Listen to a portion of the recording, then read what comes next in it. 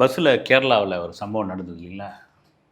கிட்டத்தட்ட நாட்டை தாண்டி உலகத்தையே உலுக்கின ஒரு சம்பவம் அது. வேணும்னே போய் இடிச்சுட்டு, அவனை இடித்தா மாதிரி ஒரு ரீல்ஸை போட்டு, அவனுடைய தன்மானத்தை தூண்டி, மிகப்பெரிய கொடுமையான ஒரு விஷயம் அது. நான் உண்மையிலே அந்த டாபிக் பற்றி விவகாரத்தை பற்றி நான் பேச வரல.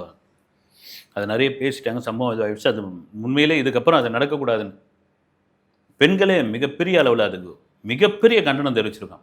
எப்படியாப்பட்ட உனக்கு ஒரு மனசு வந்து அப்படின்னு. நீங்கள் ஆண்கள் பூரா இப்படியாப்பட்ட ஆளா அப்படின்ற ஒரு மனநிலைக்கு எல்லாரையும் கொண்டு வந்துடுவீங்களா நீங்கள் அப்படின்னு. அது தவிர பார்த்தீங்கன்னா கேரளாவில் தொடர்ச்சியாக எல்லாரும் தங்களுக்கு பாதுகாப்பாக இந்த பக்கம் பேடு கட்டி போகிறது, அட்டை கட்டி போகிறது, எங்கேயாவது இடிச்சிடக்கூடாதுன்னு ஒரு பஸ் கண்டக்டரே வந்து டிக்கெட் கொடுக்கும்போது அவர் வந்து தன்னை சுற்றி வந்து ஒரு மரக்கட்டையால் கையில் இதெல்லாம் செஞ்சுக்கிட்டு அவர் டிக்கெட் கொடுத்துக்கிட்டு இருக்கார். அரசாங்கத்தை இன்னும் பார்த்தா இந்தியாவிலேயே அதிகம் படித்தவர்கள் உள்ள மாநிலம் வந்து கேரளா. ஏன் இப்படி பண்ணுறீங்க நீங்கள்? பெண்கள் ஏன் இப்படிலாம் பண்ணுறீங்க? ரீல்ஸ் மோகம் இப்படியாப்பட்ட ஒரு விஷயமா ஒரு பேருந்தில் ஒரு சும்மா அவன் பாட்டு அப்பாவே பயணம் பண்ணான். அவனுக்கு வந்து ஒரு நொடியில் ஒரு ஒரு ஒரு செகண்டில் ஒரு சம்பவம்.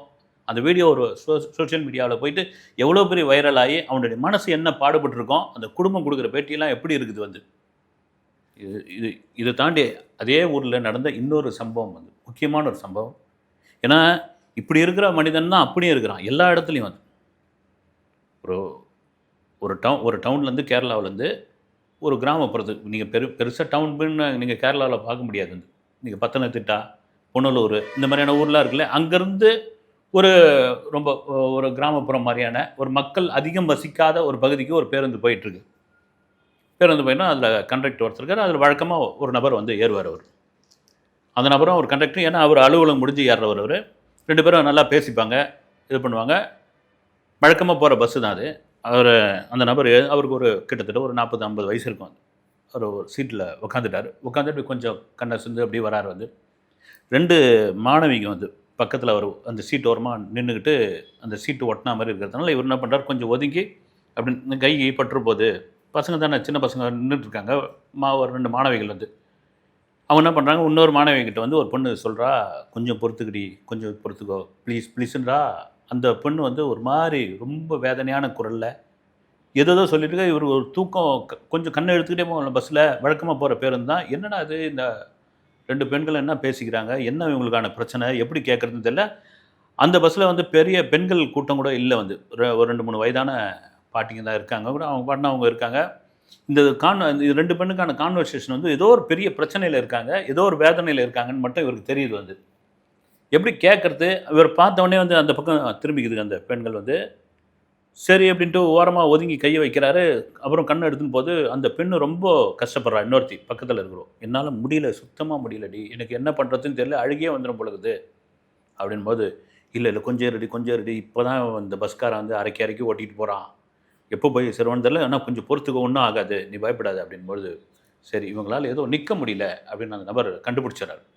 கண்டுபிடிச்சிட்டு வாங்கம்மா 2 பேரும் உட்காருங்க அப்படின்னு சொல்லி அவர் எழுந்துக்கிறார். 2 பேரும் உட்காரணும்.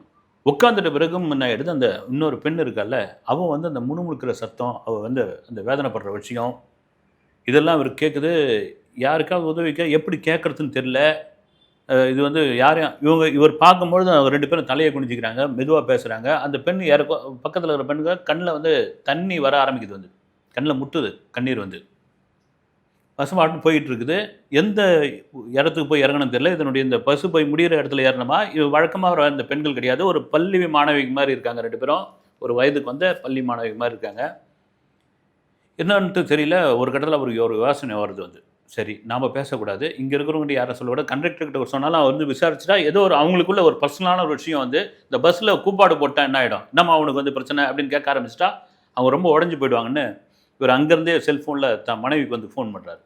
ஃபோன் பண்ணி நடந்த சம்பவத்தை சொல்கிறார். இது மாதிரி நான் உட்காந்த சீட்டில் 2 பெண்கள் இருந்தாங்க, ஏதோ ஒரு பிரச்சனை அவங்களுக்குள்ள, என்னன்னு நான் கேட்குறத விட நீயே கேளு அப்படின்னு சொல்லி அந்த பெண்ணுக்கிட்ட வந்து என் ஒய்ஃப் பேசுகிறாங்கன்னொடனே ஃபோனை வாங்க, சம்மந்தம் இல்லாத ஒருத்தர் ஒய்ஃப் பேசுகிறாங்க இது பண்ணோடனே, இல்லை சேட்டா வேணாம் போது, இல்லைம்மா நான் பார்த்துட்டு தான் வரேன், என் ஒய்ஃப் தான் இவங்க, நீங்கள் தைரியமாக பேசுங்க, என்ன பிரச்சனை அவங்க கிட்ட சொல்லுங்கள், இந்த வர வழியில் தான் வந்து எங்கள் ஊர் வந்துடும், நான் இறங்க வேண்டிய இது என்னன்னு நீங்கள் சொல்லுங்கள் அப்படின்போது அந்த பெண் வாங்கி பேசி முடிச்சுட்டு மெதுவாக அந்த ஃபோனை வச்சு பேசி முடிச்சிடுவோன்னே இவங்க கையில் இப்படி குனிஞ்சிக்கிட்டு அந்த ஃபோனை கொடுக்கும்போது தான் அந்த அம்மா சொல்கிறாங்க, ஒரு பெண்ணுக்கு வந்து அந்த மென்சஸ் டைம் வந்து ரொம்ப ரொம்ப அதிகமாக அந்த மென்சஸ் வந்து வந்துட்டு என்ன காரணம் தெரியல. உடல் ரீதியாவோ அல்லது என்ன இதுவோ தெரியல.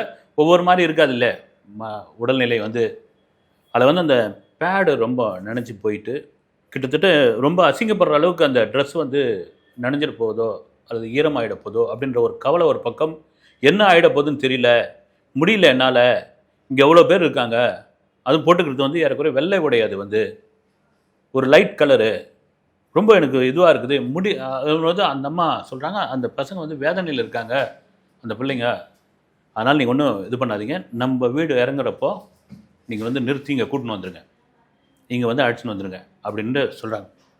சொன்னோடனே அந்த பொண்ணுங்கிட்ட அவர் வந்து, அம்மா என் ஒய்ஃப் பேசிட்டாங்க, நீங்கள் எதுவுமே சத்தம் போடாதீங்க, நான் தெரிஞ்சுட்டேன், எனக்கும் வந்து 2 பெண் பிள்ளைங்க இருக்காங்க, ஒரு பிரச்சனை இல்லை, எங்கள் வீடு வரப்போகுது. அங்கே கேரளாவில்னா ஒவ்வொரு ஸ்டாப்பிங்கில் நிறுத்தி தானே போவாங்க, ஒவ்வொரு வீட்டான கூட பஸ்ஸை நிறுத்துவாங்க. அப்போ அந்த கண்டக்டர் நண்பர்கிட்ட போய் மெதுவாக விஷயத்தை சொல்கிறாப்புல. ஏன்னா என்ன ஏதுன்னு நிறுத்தினா வண்டி இடையில நிறுத்தினா என்ன ஆகிடும், வந்து ஆச்சா போச்சான்னு உள்ளே இருக்கும் கேட்பாங்கல்ல. அதனால் பிரச்சனை சொன்னோடனே அந்த கண்டக்டர் நண்பர் புரிஞ்சுக்கிட்டு அந்த வீட்டுக்கிட்ட வரும்போது அதுக்கு முன்னாடி டிரைவர்கிட்ட போய் சொல்லிடுறார் விஷயத்தை. சொன்னவொடனே வீட்டுக்கிட்ட அப்படி பஸ்ஸை வந்து ஜர்க் விட்றாப்புல விட்டு, இருங்க ஏதோ டயர் கொஞ்சம் காற்று கம்மியாக இருக்குது பொழுது, நான் வந்து செக் பண்ணிவிட்டு வரேன்னொன்னே அதுக்கிடையில் இவர் வீடு வந்து இந்த நபர் வந்து அந்த 2 பெண் பிள்ளைங்களை கூட்டின்னு வர்றார், வெளியே போகிறார். இவர் டிரைவர் இறங்கி சும்மா அது தட்டுறதுக்கு கீழே பஸ்ஸில் இருக்கிறவங்களாம் என்ன பஸ் பஞ்சர் ஆகிடுச்சா இதுவான்றாங்க. இல்லை கொஞ்சம் காற்று கம்மியாக இருக்குது பொழுது, ஒன்றும் இல்லை, நம்ம போய் ஊருக்கு சேர்ந்துடலாம், இருங்க கொஞ்சம் ஒரு 5 நிமிஷம் இருங்க, ஒரு 10 நிமிஷம் இருங்கன்ட்டு அவர் பாவலை காமிச்சிருக்காரு. அதுக்கிடையில் அந்த பெண் பிள்ளைகளை கூட்டு போய் அவங்க பாத்ரூமில் அந்த அம்மா வந்து புது பேட் ஒன்று வச்சுருந்துக்கிறாங்க, அதை போய் மாற்றிக்கிட்டு அவங்க உடனடியாக ஒரு டீயோ காஃபியோ போட்டு கொடுத்துருக்காங்க.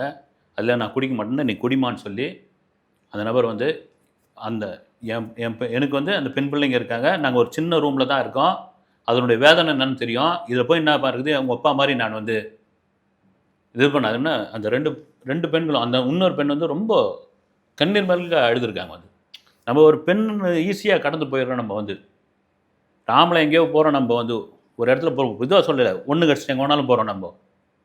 ஆனால் அந்த சிறுநீர் அடக்கிறது இந்த மாதிரியான மாதவிடாய் காலங்களில் இவங்க எப்படியாப்பட்ட ஒரு வேதனை அனுபவிப்பாங்க. வந்து உண்மையாக வந்து ஒரு நகர்ப்புறங்கள்லையோ வெளியிடங்கள்லையோ ஒரு சுற்றுலாத்தலத்துக்கோ போயிட்டு அவங்களுடைய சூழ்நிலை எப்படி இருக்கும். வந்து இது டேட் பார்த்துலாம் வரத்துலாம் கிடையாது. இப்போலாம் கால சூழ்நிலை, சாப்பிட்ற சாப்பாடு இதெல்லாம் மாறி போயிருக்குது. வந்து எதுக்கு சொல்கிறேன்னா, அப்படியாப்பட்ட ஒரு நகரில் தான், அப்படியாப்பட்ட ஒரு மாநிலத்தில் தான், அப்படியாப்பட்ட ஒரு ஊரில் தான் இப்படியாப்பட்ட ஒரு சம்பவம் நடக்குதுன்னா, ஆனால் இப்படி ஒரு நிகழ வைக்கக்கூடிய ஒரு விஷயம் அப்படியே மெதுவாக வந்து அந்த பொம்பளைங்க ஏறாங்க, கண்டக்டருக்கு தெரிஞ்சு போது டிரைவருக்கு சிக்னல் கொடுக்குறாரு, எல்லாமே கரெக்டாக இருக்குது, வண்டியை கிளப்புங்கன்னு சொல்லும்போது அந்த 2 பெண்களுடைய கண்ணில் இருந்து வர கண்ணீர் இருக்குல்ல, அவரை தூரத்துலேருந்து பார்த்தா அவரோட அப்பாவாக தெரிகிறார். வந்து ஒரு வேதனைக்கான வடிகாலாக வந்து தெரிய ஆரம்பிக்கிறார்.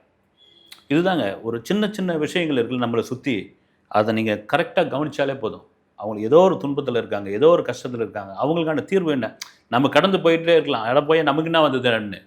ஆனால் அது முறையே கிடையாது. வந்து நம்மளை சுற்றி இருக்கிறவங்களுக்கு ஏதோ ஒரு பிரச்சனை இருக்குது, அந்த பிரச்சனை நம்மளால் தீர்க்க முடிந்தால் அது ஈஸியாக தீர்த்துடலாம். அவங்களுக்கான இது அந்த பொண்ணு அந்த நகரத்தை அந்த ஊரை தாண்டி அவ்வளோ தூரம் பயணப்பட்டிருக்கும்போது இடையில் ஏதாவது நடந்திருக்கலாம், அவளுக்கு மிகப்பெரிய மனவேதனை கொடுத்துருக்கலாம், அவமானம் நடந்திருக்கலாம், அவர் ரொம்ப உடைஞ்சு போயிருக்கலாம். அதை வந்து ஒரு சாமர்த்தியமான ஒரு விஷயத்தில் சால்வ் பண்ணார் பாருங்க, அவர் தாங்க உண்மையான ஒரு நபர். வந்து அடுத்த வீடியோவில் சந்திக்கிறேன். நன்றி.